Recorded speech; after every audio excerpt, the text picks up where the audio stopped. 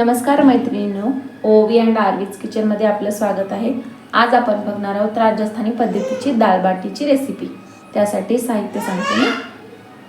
त्यासाठी मी 1 वाटी तुरीची आणि 1 वाटी मुगाची डाळ घेतलेली आहे।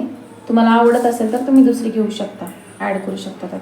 तीळ, 1 वाटी रवा, बारीक चिरलेली कोथिंबीर, लसूण पाकळ्या, ओवा, वरणासाठी आपल्याला बारीक चिरलेला टोमॅटो, कांदा आणि चवीपुरतं मीठ आणि 3 वाट्या मी इथं गव्हाचं पीठ घेतलेलं आहे। डाळ आपण स्वच्छ धुवून घेतलेली आहे। आता आपण याला शिजण्यासाठी ठेवू।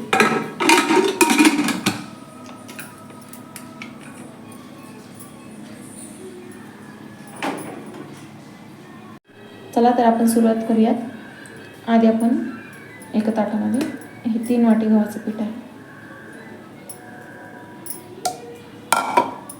त्यात 1 वाटी रवा, तीळ,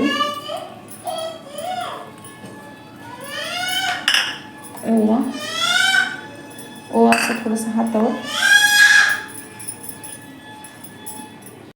आणि मीठ, चवीनुसार मीठ टाकून आपण हे मळून घेऊयात। यामध्ये तूप गरम केलेलं आहे, तसं टाकून घ्यायचं।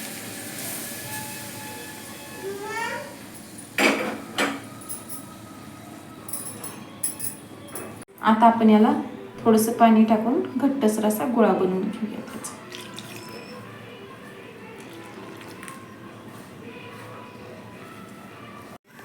अशा पद्धतीने आपला पिठाचा घट्टसर असा गोळा तयार करून झालेला आहे। आपण याला आता 10 मिनिटं असंच ठेवूया। आता हे मुरलेलं आहे। आपण याचे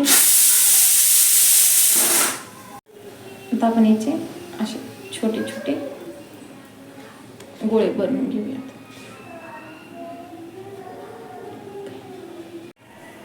आता असे गोळे छोटे छोटे बनवून त्याला स्टीम करायला ठेवूयात।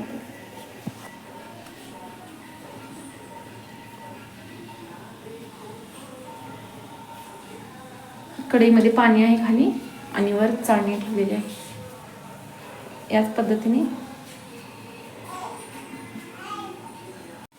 आता आपण याला स्टीम करायला ठेवलं आहे। याला झाकण ठेवू।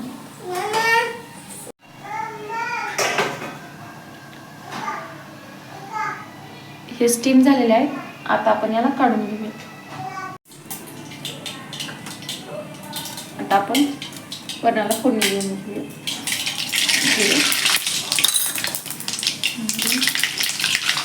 जिरे, मोहरी,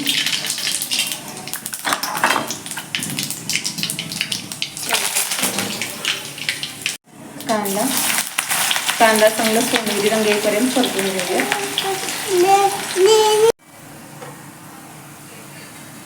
कांदा आपला छान परतलेला आहे। आता टोमॅटो टाकू।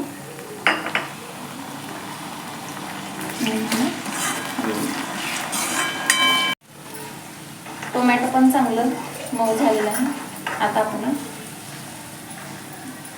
लसणाची आणि कोथिंबीरची पेस्ट घालून त्याला मिक्स करून घेऊया।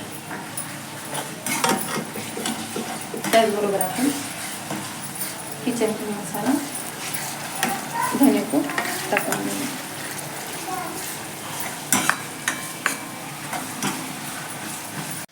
आता आपण या काश्मीरी लाल तिखट घालून घेऊ। तुमच्या आवडीनुसार तुम्ही तिखट घाला। मला जास्त लाल तिखट आवडत असेल तर घालू शकता। लहान मुलं वगैरे घरात असतील तर थोडं कमी तिखट घाला।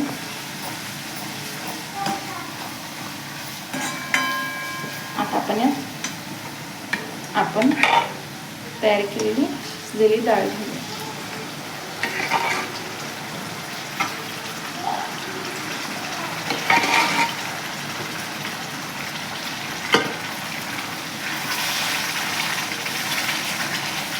थोडंसं पाणी घालून ह्याला मीडियम गॅसवर एक उकळी येऊ दे।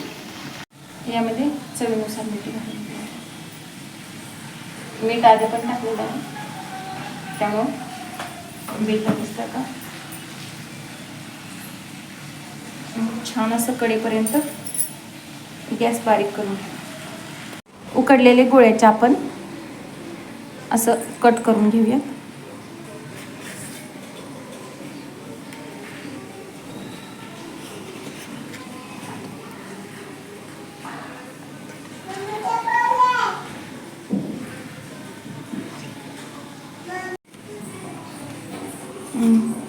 असे कट करून छोटे छोटे पीस केले म्हणजे तळायला आणि खायला पण सोपं जातं. आपलं वरण झालेलं आहे. आता आपण थोडीशी कोथिंबीर टाकू.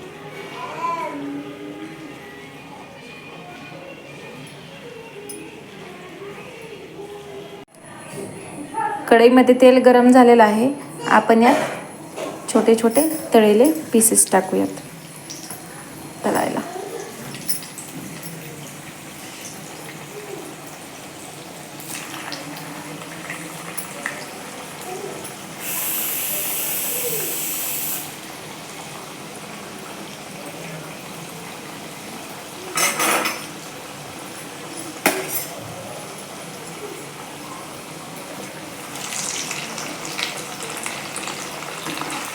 चांगले सोनेरी रंग येईपर्यंत याला तळून घ्यायचं.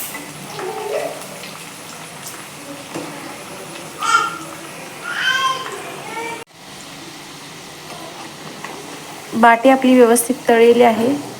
आता आपण याला टिश्यू पेपरवरती काढून घेऊया. म्हणजे एक्स्ट्राचं जे ऑइल आहे ते सॉक करून घेतो.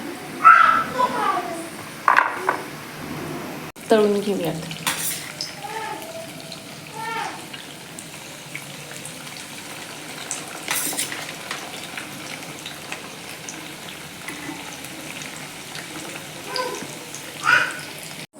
बघू शकता आपली बाटी अतिशय खुसखुशीत झालेली आहे.